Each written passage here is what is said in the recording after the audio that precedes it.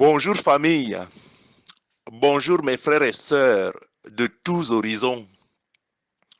Prenons conscience que l'Afrique a été trop lésée. Je dis que l'Afrique a été plus que trop lésée et sur tous les plans. Et c'est pourquoi nous devons nous réveiller dans le sens large du terme et nous élever au-dessus de la science, au-dessus de la résolution des équations par des formules mathématiques et que sais-je encore. Et bien qu'aujourd'hui, j'ai entrepris de nous entretenir à apprendre à compter, à peser et à diviser. Je dis qu'aujourd'hui, je nous amène à réfléchir sur un thème. Ce thème, je l'ai intitulé « Résoudre une équation difficile avec compter, peser, diviser ». Je dis bien compter, peser, diviser. Et cela nous rappelle bien un devoir de l'école primaire. Mais je voudrais donner toute une nouvelle orientation pédagogique pour résoudre cette équation avec compter, peser et diviser. Mais s'il vous plaît, ne prenez pas l'habitude d'abandonner, de tourner la page ou de la fermer avant la fin, sans même avoir reçu et compris la leçon. À supposer que la recherche de la solution soit trop difficile pour vous, cela ne signifierait pas qu'il n'y a pas de solution au problème posé. Et quand bien même nous ne partagerions pas les mêmes avis, les mêmes opinions et les mêmes valeurs, apprenons à écouter nos interlocuteurs et à suivre les exposés jusqu'à la fin et adoptons la voie de ceux qui ont l'expérience et l'intelligence à la solution des problèmes. C'est cela la sagesse, c'est la voie à suivre, la voie à la solution des énigmes. Il faut suivre ceux qui ont l'intelligence et l'expérience de résoudre ou de proposer des solutions. Donc, notre énigme aujourd'hui est compter, peser, diviser. C'est l'éducation d'un autre type que je vous propose, duquel dépend notre avenir à tous et l'avenir de tout un chacun. C'est ça même l'exercice d'un bon pédagogue. Bon, mes frères, mes sœurs, lisons d'abord une histoire vraie qui eut lieu à une époque lointaine. Et cette époque va nous éduquer à reconsidérer nos voies et à prendre la bonne stratégie dans la vie. Une histoire très intéressante et pleine d'enseignements. Le roi Belshazzar donna un grand festin à ses grands au nombre de 1000 et il but du vin en leur présence.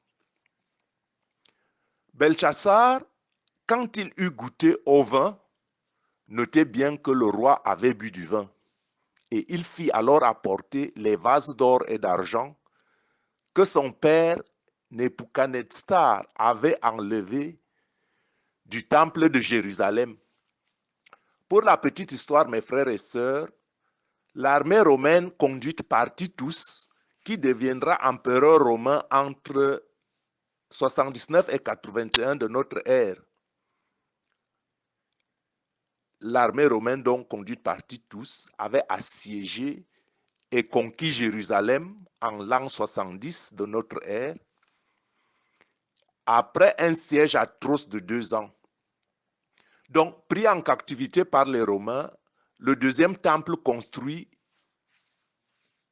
par Salomon, le successeur de David, fut dévasté et les ustensiles qui servaient au service sacré furent ôtés par l'envahisseur.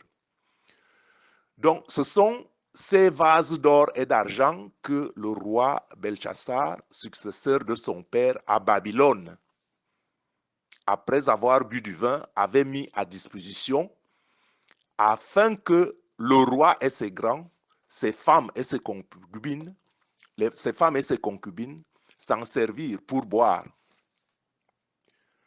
Alors on apporta les vases d'or qui avaient été enlevés du temple, de la maison de Dieu à Jérusalem, et le roi et ses grands, ses femmes et ses concubines s'en servirent pour boire. Ils burent du vin et ils louèrent les dieux d'or, d'argent, d'airain, de fer, de bois et de pierre. À ce moment, apparurent les doigts d'une main d'homme et ils écrivirent en face du chandelier sur la chaux de la muraille du palais royal. Le roi vit cette extrémité de main qui écrivait. Alors le roi changea de couleur et ses pensées le troublèrent. Les jointures de ses reins se relâchèrent et ses genoux se heurtèrent l'une contre l'autre. Le roi cria avec force qu'on fit venir les astrologues, les chaldéens et les devins. Et le roi prit la parole et dit aux sages de Babylone: quiconque lira cette écriture et m'en donnera l'explication sera revêtu de pourpre, portera un collier d'or à son cou et aura la 3e place dans le gouvernement du royaume. Tous les sages du roi entrèrent, mais ils ne purent pas lire l'écriture et en donner au roi l'explication. Sur quoi le roi Belchassar fut très effrayé. Il changea de couleur et ses grands furent consternés. Alors la reine, à cause des paroles du roi et de ses grands, entra dans la salle du festin et prit ainsi la parole. Ô roi, vis éternellement, que tes pensées ne te troublent pas et que ton visage ne change pas de couleur. Il y a dans ton royaume un homme qui a en lui l'esprit des dieux saints, et du temps de ton père, on trouva chez lui des lumières, de l'intelligence et une sagesse semblable à la sagesse des dieux. Aussi, le roi Nebuchadnezzar, ton père, l'établit chef des magiciens, des astrologues, des chaldéens, des devins, parce qu'on trouva chez lui, chez Daniel, nommé par le roi Beltachar, un esprit supérieur, de la science et de l'intelligence, la faculté d'interpréter les songes, d'expliquer des énigmes, nous avons ici une énigme, et de résoudre des questions difficiles. Que Daniel soit donc appelé et il donnera l'explication. Je rappelle que Daniel était un prophète de Dieu. Alors Daniel fut introduit devant le roi. Le roi prit la parole et dit à Daniel: es-tu ce Daniel, l'un des captifs de Juda, que le roi mon père a amené de Juda? J'ai appris sur ton compte que tu as en toi l'esprit de Dieu et qu'on trouve chez toi des lumières, de l'intelligence et une sagesse extraordinaire. On vient d'amener devant moi les sages et les astrologues afin qu'ils lussent cette écriture et m'en donnassent l'explication, mais ils n'ont pas pu donner l'explication des mots. J'ai appris que tu peux donner des explications et résoudre des questions difficiles. Maintenant, si tu peux lire cette écriture et m'en donner l'explication, tu seras revêtu de pourpre et tu porteras un collier d'or à ton cou et tu auras la 3e place dans le gouvernement de mon royaume. Daniel le prophète répondit en présence du roi: garde tes dons et accorde à un autre tes présents. Je lirai néanmoins l'écriture au roi et je lui en donnerai l'explication. Ô roi, le Dieu suprême avait donné à Nebuchadnezzar, ton père, l'empire, la grandeur, la gloire et la magnificence. Et à cause de la grandeur qu'il lui avait donnée, tous les peuples, les nations, les hommes et toutes langues, les hommes de toutes langues étaient dans la crainte et tremblaient devant lui. Le roi faisait mourir ce qu'il voulait et il laissait la vie à ce qu'il voulait. Il élevait ce qu'il voulait et il abaissait ce qu'il voulait. Mais lorsque son cœur s'éleva et que son esprit s'endurcit jusqu'à l'arrogance, il fut précipité de son trône royal et dépouillé de sa gloire. Il fut chassé du milieu des enfants des hommes. Son cœur devint semblable à celui des bêtes et sa demeure fut avec les ânes sauvages. On lui donna comme au bœuf de l'herbe à manger et son corps fut trempé de la rosée du ciel jusqu'à ce qu'il reconnût que Dieu le suprême domine sur le règne des hommes et qu'il le donne à qui il lui plaît. Et toi, Belchassar, son fils, tu n'as pas humilié ton cœur, quoique tu susses toutes ces choses. Tu t'es élevé contre le Seigneur des cieux.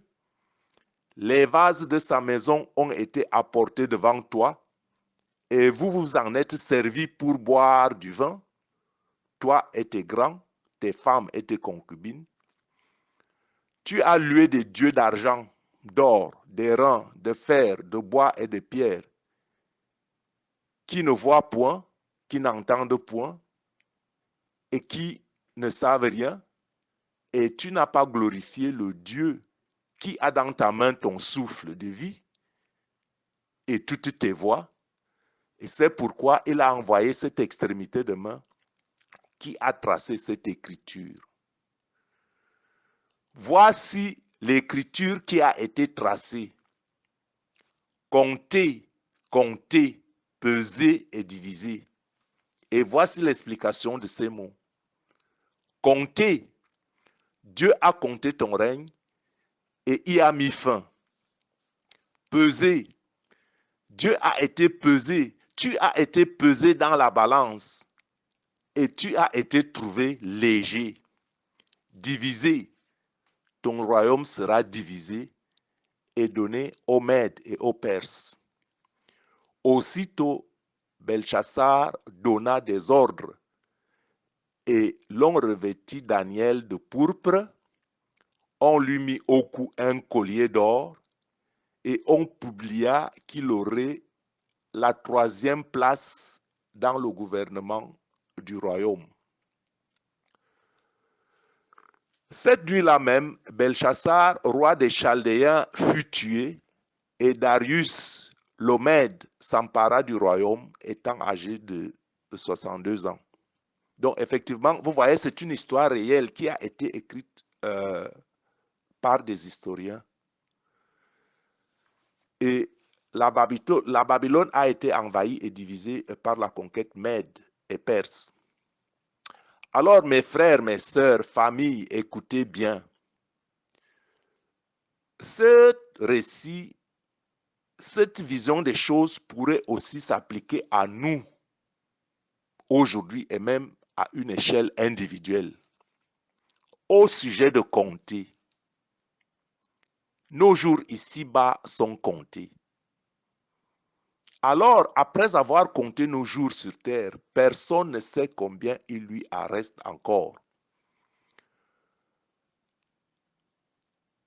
Notre existence est pesée. Donc, mon frère, ma soeur, faites tout pour peser lourd sur la balance du bien. Faites tout pour peser lourd sur la balance de l'amour du prochain. Mes frères, mes sœurs, manquons-nous à ce point d'intelligence, au point de compter sur nous-mêmes et sur nos ressources propres, les ressources humaines, l'homme livré à lui-même pour parvenir à la perfection, au lieu de s'appuyer, au lieu de compter sur Dieu, le seul vrai Dieu créateur. Mes frères, mes sœurs, que pèse l'humanité devant Dieu? Le psaume 62, 9 nous dit: oui, vanité, les fils de l'homme, mensonge. Les fils de l'homme, dans une balance, ils monteraient tous ensemble, plus légers qu'un souffle. Mes frères, mes sœurs, Sommes-nous devenus insensés au point de refuser Dieu et même de le combattre? Et voyez comment l'humanité est divisée contre elle-même pour sa propre destruction. Comprenons donc que seuls ceux et celles qui comptent sur Dieu et mettent leur confiance en lui ont un avenir. Le roi Belchassar était puissant, de même que son père. Ils ont bu, ils ont été dans la louange, ils ont été l'apogée. Tout le monde sait que la Babylone a été son apogée à une époque donnée de notre histoire. C'est une histoire vraie. Mais à un moment où son orgueil s'est élevé, qu'il ne s'est pas humilié devant Dieu, il a vu apparaître une main devant ses convives. Et cette main qui a écrit sur le mur, à ton tour, t'interpelle par ma voix aujourd'hui. Cette main t'interpelle par ma voix, si tu l'entends, si tu m'écoutes, à donner ta vie au Seigneur Jésus-Christ.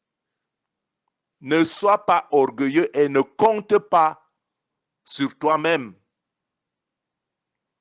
Méprises-tu les richesses de la bonté de Dieu? Méprises-tu les richesses de sa patience et de sa longanimité, ne reconnaissant pas que la bonté de Dieu te pousse à la repentance? Mais par ton endurcissement et par ton cœur impénitent, tu t'amasses un trésor de colère pour le jour de la colère et de la manifestation du juste juge, du juste jugement de Dieu. Tu étudies, tu fais des calculs mathématiques, tu fais bien. Mais as-tu résolu cette équation que je te pose? As-tu compté tes jours?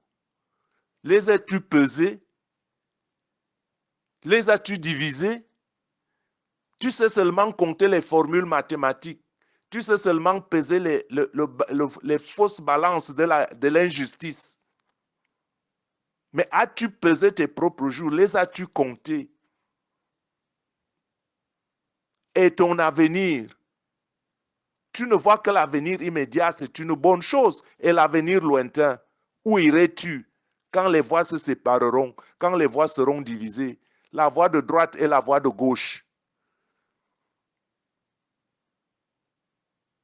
Alors, fais le bon choix entre la voie de droite et la voie de gauche. Les deux chemins vont se diviser après le comptage des jours terrestres, puisque nous sommes en pèlerinage. Et je t'invite à choisir la voie droite. Abandonne la voie gauche. Aujourd'hui, entends cet appel, mon frère, ma soeur. C'est un appel d'amour. Christ revient. Les prophètes l'ont écrit.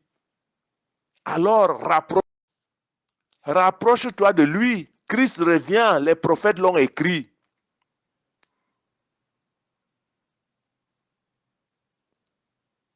Compte tes jours. Pèse-les sur la balance. Et ne divise pas ce qui est uni. Et ensuite, cesse de combattre Dieu par ta désobéissance. Aie foi, crois en la promesse de Dieu.